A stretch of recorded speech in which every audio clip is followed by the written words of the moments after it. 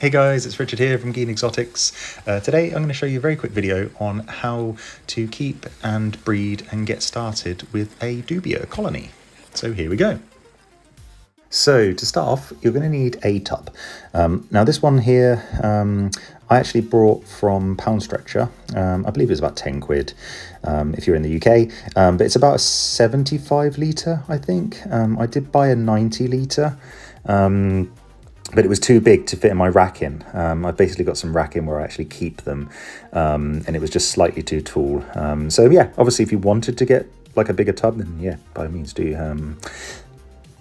So yeah, the next thing you're gonna need is gonna be some horse bran. You can pick this up anywhere. Usually the best places I think you can pick it up is probably Amazon. I think that's where I got my big bag from. You can also get it from like your local farm shop. So if you've got any farms nearby, go down and obviously they keep horses. Then yeah, go and grab them from there.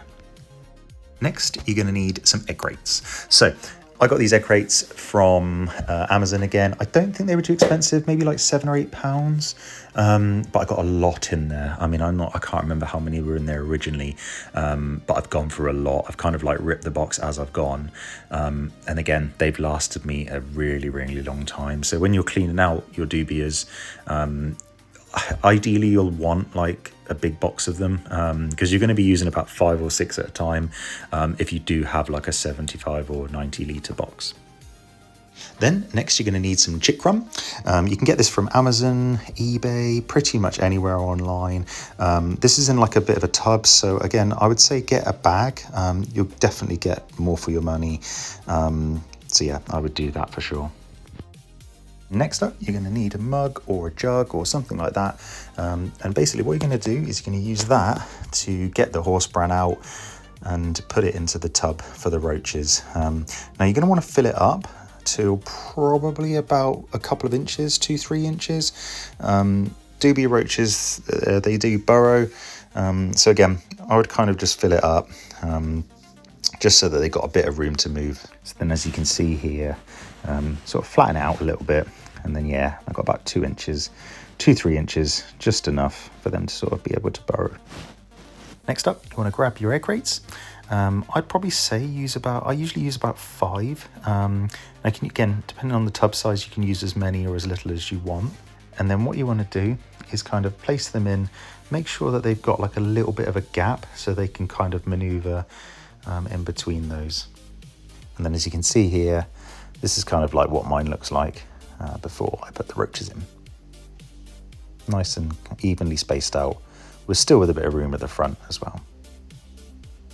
Then you're going to do the fun part.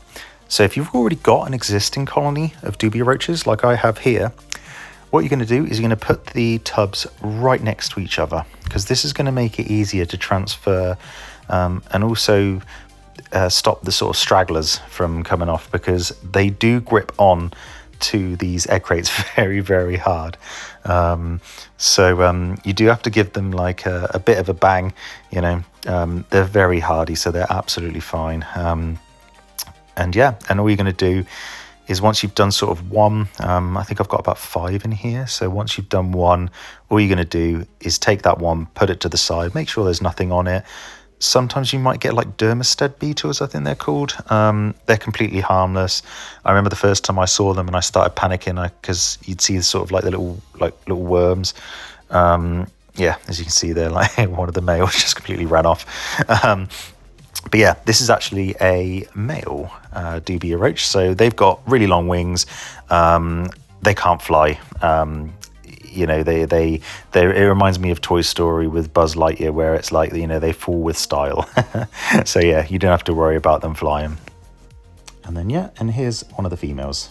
So you can see the difference between the males and the females. The female's got tiny little wings. Oh, and it's just gone. Now, after you've moved them all, you're still going to have a few left that have been burrowing. Now it would take you ages to sort of dig them all up and go through them one by one. So what I usually do is I put the old egg crates that were in that like in that tub back in there, maybe like 1 or 2. Sometimes I put 1, but on this occasion I decided to put 2 because I felt like there was still quite a few in there. I did have a sort of little bit of a sift around. And the reason for that is that they will come out and they will go and climb back on there. Next, you're going to go and grab your lettuce. So the one that I use is this Crispy Strong, the floret stuff. Really nice and easy. You can get really big bags actually at Sainsbury's. I usually use like a whole bag per tub, and they'll go through that like really quickly. I think the best time to feed them is probably at night. So yeah, I'd grab one of those. So if you've got 2 tubs, buy 2 bags and stuff. So yeah.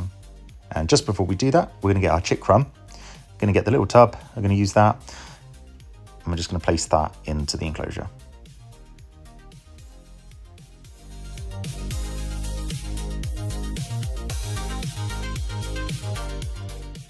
And I do quite like to place it quite close to like the egg crates here. It's just so the little babies, they can get into it, because they will struggle to climb plastic. So that was one of the other things that I was going to say about the tubs, is make sure that the edges are smooth and curved. They're not rough. If they're rough, they'll be able to climb them. So definitely make sure that they're nice and smooth. And yeah, and that would be a good start to a Dubia colony roach. That's how I keep mine. I've had really good success with them. As you can see, they'll go all in the nooks and crannies and stuff. As one of the females. Yeah, so if you have any questions, please just write in the comments or message me on Instagram, Geen Exotics. And yeah, thanks very much for watching.